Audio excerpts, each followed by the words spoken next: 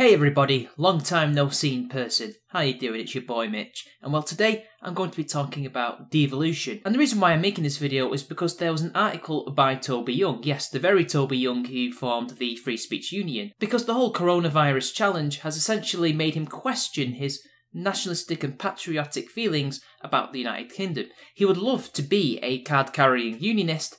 However, the actions of the devolved parliaments in Wales and Scotland have, well, let's just say, red-pilled him on the West Lothian question. What is the West Lothian question? Well, the West Lothian question is something that has been raised since the 1970s when devolution was seriously considered way back when. Basically, the idea is, and it was floated by a member of parliament, I can't quite remember his name, if we were, as we later did, to devolve the parliaments of Scotland and Wales to give them their own assemblies, it would create an imbalance within the Union because there was no plans for an English parliament to be made concurrent with that. So that means that when it comes to local issues, English MPs can't vote on Welsh, Northern Irish or Scottish matters. When it comes to English matters, uniquely to us, the Welsh, the Scots and the Irish can vote on our matters. Not only that, Scotland and Wales and possibly even Northern Ireland are overrepresented in the House of Commons. They have far too many MPs considering the size of their countries. So that creates a power imbalance where English representatives can't vote on their fellow citizens' matters when it comes to the local level, but their counterparts can. And that has indeed happened. It was most famously put that the MP of Blackburn in Scotland can vote on the matters affecting the people of Blackburn in England, but the MP of Blackburn can't vote on the matters affecting the Blackburn of Scotland. Now, in the article, Toby Young doesn't go into that. He's referring to the nationalist fervour and sentiment that has evolved since the 1998 Acts of Devolution, and in particular Scotland, but to some extent Wales. He really doesn't like their framing of the crisis and their attempts to use it to blame Westminster and England for their own problems. And the article is entitled, "I'm Turning into an English Nationalist." One of the things I hadn't anticipated about the pandemic is that it would turn me into an English nationalist. At the time of writing, the governments of Scotland, Wales and Northern Ireland have decided to place their countries under various forms of lockdown, while Number 10 has stopped short of imposing one on England with some Tier 3 hotspots. The explanation for this divergence is simple. The Scottish, Welsh and Northern Irish executives don't need to worry about the economic harm the lockdowns will cause because they know that Westminster will come to their rescue. Boris, by contrast, cannot afford to be so reckless because England has no equivalent sugar daddy. The devolved nations are acting like irresponsible students running up massive debts on their credit cards because they cannot count on the bank of mum and dad to bail them out. Now this is very true. For those of you who don't know out there, who aren't British, and even to some of you Scottish nationalists and Welsh nationalists, England basically bankrolls the entire union. We pay essentially for these three constituent countries to be able to be ran as countries. If they didn't have our money, they would quickly fall into financial difficulty. Partly because some of these countries have smaller economies, but also because they vote in left-wing parties that tend to do a lot of government projects, which sucks in a lot of public money, and they're very expensive. And if,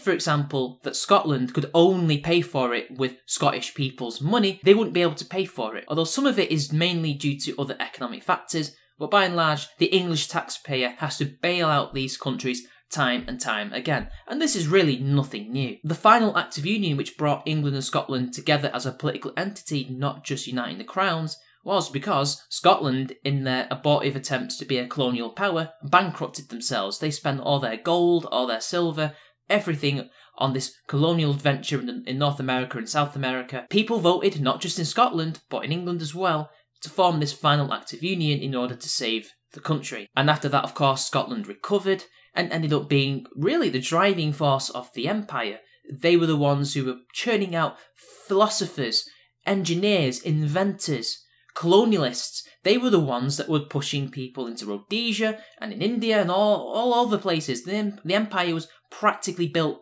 by Scotsmen. Likewise, the officer corps later on in the 19th and early 20th centuries was largely made of Ulstermen. But of course, things have changed since then, and Scotland and Wales and Northern Ireland, and even England to some extent, have seen much better days. But nonetheless, the rest is history, as they say, and this is what he's referring to. The financial burden that England has when it comes to paying for these countries. We have no one to fall back on. England is probably borrowing as much money as it can from various sources just to pay for these other countries that make part of our union, when you would assume if this was an equal partnership amongst the 4 constituent countries that we would be all chipping in. But no.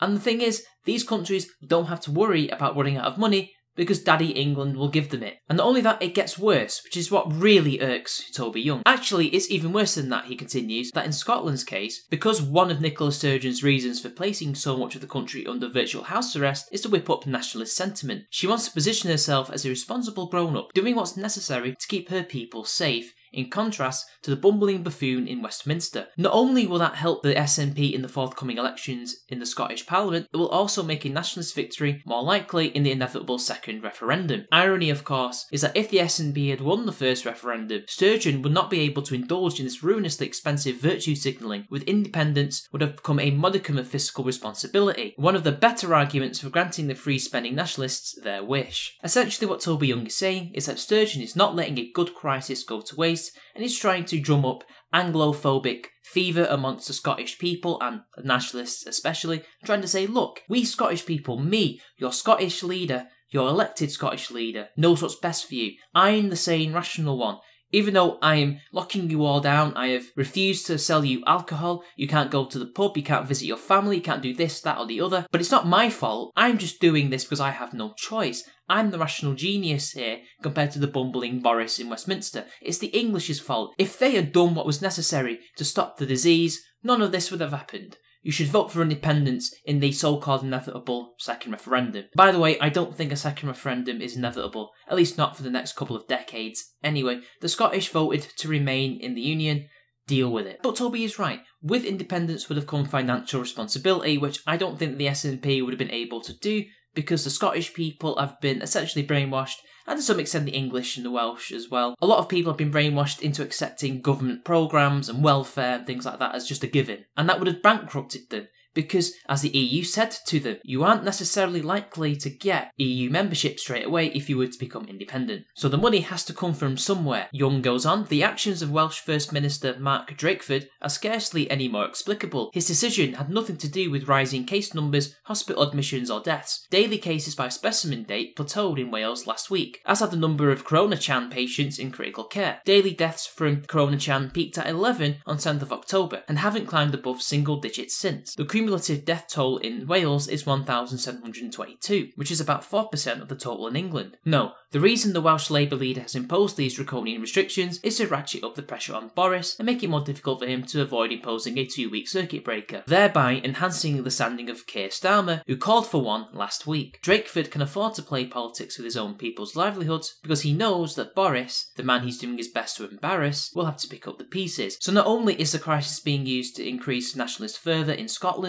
in Wales, where the nationalists aren't really in power, it's Labour, I believe, at the moment, he's using it to further his own party's gains, rather than trying to help his own people and help even the people of the UK in general, because we're all in this together, apparently. Essentially, he is doing all of this on purpose, despite the fact that Wales has plateaued and will slowly start to decline in deaths and people getting infected. He's doing this to say, look how bad things are. It's Boris's fault. Keir Starmer, who wants a complete lockdown, he'll solve it all, when we all know that full lockdown didn't stop any of this at all. And Young opines, all of which has left me feeling like an angry, red-faced gammon. Cool it with the Anglophobic remarks. Up until now, I haven't minded subsidising our lower-income neighbours, even though they've never exhibited the slightest flicker of gratitude. Why would you not care? Why the hell would you continually give money to people who aren't grateful for it? That does not make sense. You would not do that to somebody who you knew in real life, who you gave money to,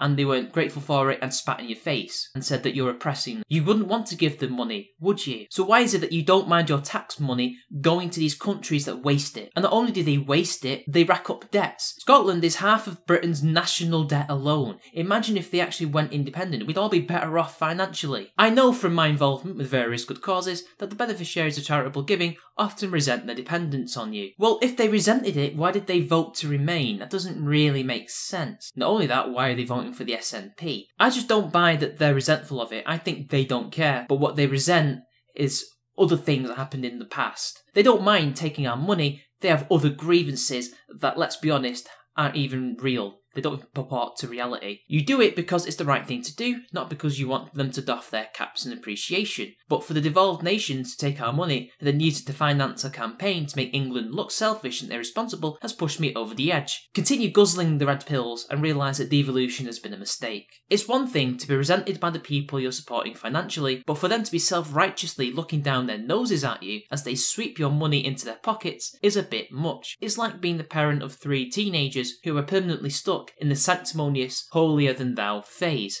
I agree with this 100%. I don't really have anything to add. I think you finally begin to realise that actually you should give a damn about where your money is going in this country and who is spending it. I haven't quite given up on unionism. I still think we're better off together, and I worry what will become of Scotland and Wales if we were to part. So I think we should give them a choice. We hold referendums in all 3 devolved nations and say, look, devolution's not working. The English can't continue bankrolling you if you're just going to set fire to the money in a misguided effort to make yourselves look better than us. Either you abandon this sophomoric pretense of independence and throw in your lot with us, or you become separate sovereign states, entirely responsible for your own affairs. But Scotland already made their decision. They want to have their cake and eat it too. They want this independence, but they want to remain in the Union. In fact, even a lot of the SNP's ideas for post-independence is essentially no different to what's going on now. There would be no border, there'd be a shared currency, if I remember correctly, although that might change once they enter the EU. But by and large, it seems like they just want to continue having this free cash flowing in so the SNP can continue their dominance in power. And as for Wales, well, it depends who's in power. I don't really know much about Wales compared to Scotland. And as for Northern Ireland, well, that's always been devolved. It's a little bit different over there because of the situation with the Catholics and the Protestants,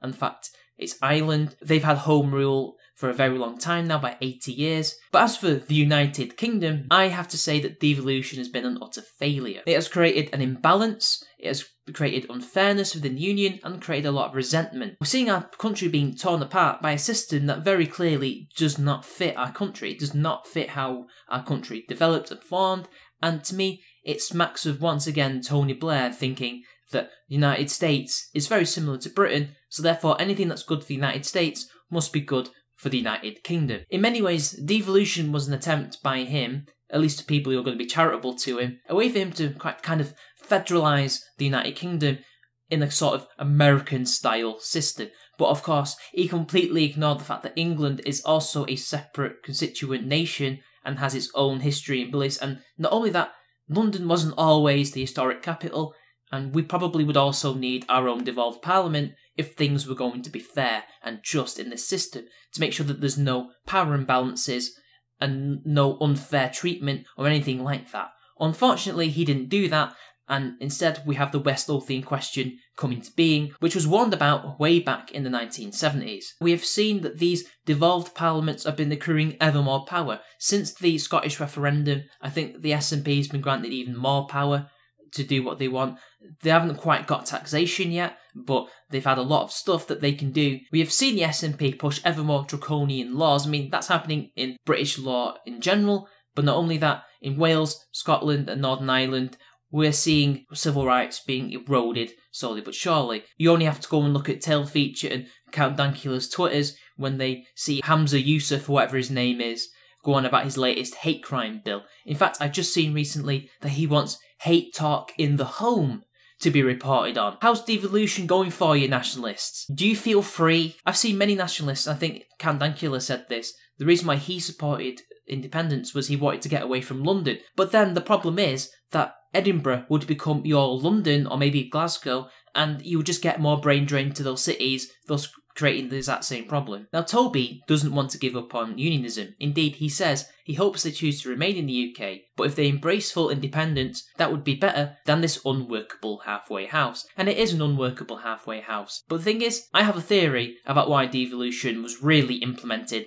but I guess it's considered a conspiracy theory. But I think there's something to this, and I think you guys ought to listen to what I have to say. I think the reason why Tony Blair did this, being the closet Marxist that he was, considering that he was also at the same time opening the doors to mass immigration, he did it to weaken the union on purpose. Or at the very least, if he didn't mean for this to happen, it was exploited by Marxists anyway, because the SNP is basically a Marxist nationalist party anyway. One could say National Socialist, or socialism in one country. The idea was this: create these devolved parliaments in Wales and Scotland, foment nationalist sentiment because, as we have seen, this system has enabled the SNP to basically have a monopoly on power, although they also have to have occasional alliances with the Greens, and it allows the same old nationalist parties to come in again and again and again, because these people will vote in particular ways. They vote in different patterns to the English, when back in the day it used to be a bit more uniform. Once in power, these nationalist parties will do every subversion tactic under the sun to try and get what they want. Independence, breaking up the union forever. Now, why would communists want to break up our union? Why? Well, it's very simple. As a united front, we're far more stronger than we are divided. It's not a coincidence that after 1707, we conquered a quarter of the globe, and our ideas spread far and wide. When the combined brains of the Scottish, English, Welsh and Irish Enlightenments got together, look what happened. They are essentially the children of the Welsh, Scottish, Irish and English people, and look what they've managed to achieve, all based on liberalism and capitalism, and they don't like that. If they split us up, that means it'll be easier for them to control Scotland, Wales, Northern Ireland, Ireland and England. It's divide and conquer essentially, and it will be one more powerful ally for the Americans gone. England on its own is weaker than it is with the other constituent countries. I've expressed it better in writing, but essentially it's just an easy way to get the world revolution. That's really all it is. And that's the end of the video. However, we don't just have independence or no devolution. We have a third position, localism, which was what we had before devolution. And in fact, we could go one step further and create total localism. Kind of like what the United States does in their federal system, but not to the same degree because we're structured in a completely different way. It would have to be different on a case-by-case basis, but essentially something like that would be far more preferable than literally cutting off the constituent countries and treating them as if they're separate, when really we're not as separate as we were hundreds of years ago. I don't see how that can't work. The local people within these counties and cities will know what's best for them more than what Nicola Sturgeon knows what's best for Glasgow or best for Inverness, or what Drakeford knows what's best for Newport or Cardiff. Just like how Boris Johnson wouldn't know what's best for Manchester or Salford. It would be better if the local people were able to run their own local affairs. It wouldn't mess with the union, it would actually make the union stronger, because there would be no nationalist sentiment and subversion trying to make everybody hate each other. There would be no resentment, because the English wouldn't have to try and fund for all these Celtic nations for their own welfare programmes. It would solve the West Lothian problem, because now these local governments will be able to deal with their local issues and not have to deal with what's going on a wider national level that can be dealt with purely in Westminster. But anyway, I'm going to leave it there. It's probably a load of crap what I just said there. I'm not somebody who's good at creating political systems. So anyway, devolution's crap. I'll see you later, guys.